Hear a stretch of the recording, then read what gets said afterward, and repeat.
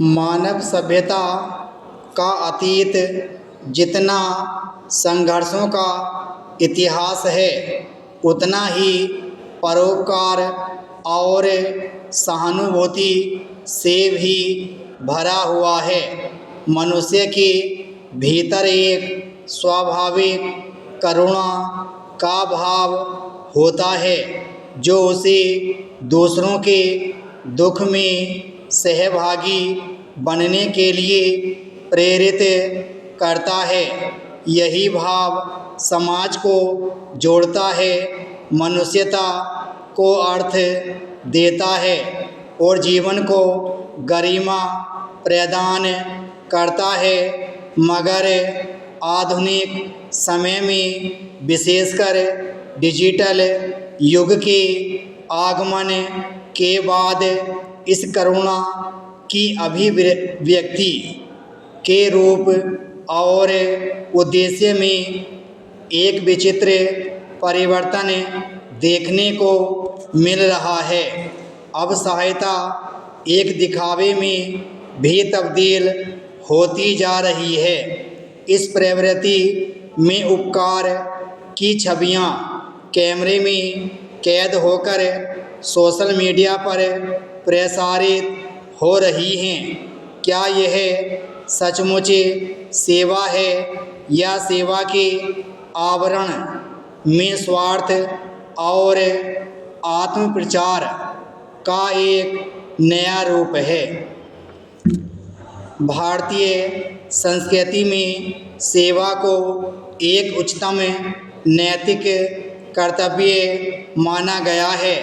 संत कबीर, महात्मा गांधी और अन्य अनेक विचारकों ने निस्वार्थ सेवा को मनुष्य का धर्म बताया है। सेवा का आदर्श यही रहा है कि वह बिना किसी प्रतिफल की उपेक्षा के यह कार्य करे। उसमें न अहंकार हो, न प्रदर्शन। सहायता का अर्थ किसी की पीड़ा को कम करना है, न कि उस पीड़ा को सार्वजनिक करके स्वयं को महान सिद्ध करना। मगर आज अक्सर कोई व्यक्ति किसी वंचित, गरीब या असहाय की मदद करता है तो कैमरा तुरंत सामने आ जाता है। सहायता पाने वाला व्यक्ति एक ऐसा दृश्य बन जाता है जो लाइक, शेयर और कमेंट की दुनिया में प्रसारित होता है। सेवा का भाव पीछे छूट जाता है, उसके बदले मान्यता की लालसा आ जाती है। सोशल मीडिया ने मनुष्य के जीवन के हर क्षेत्र को कई अर्थों में प्रभावित किया है। यह मंच जहां संवाद का माध्यम है, वहीं यह आत्म प्रदर्शन का भी सबसे बड़ा मंच बन गया है। इस प्रवृत्ति ने परोपकार को भी प्रभावित किया है। अब परोपकार केवल एक नैतिक कर्तव्य नहीं, बल्कि डिजिटल प्रतिष्ठा पाने का साधन बन गया है।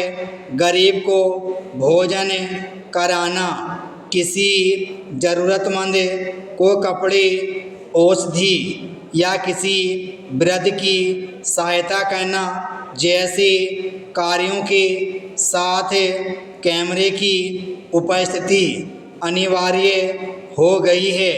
इस प्रवृत्ति का सकारात्मक पक्ष यह है कि इससे अन्य प्रेरणा लेते हैं, लेकिन इसका एक नकारात्मक पक्ष भी है, जिसमें सहायता पाने वाले व्यक्ति की निजता और अस्मिता की अनदेखी होती है।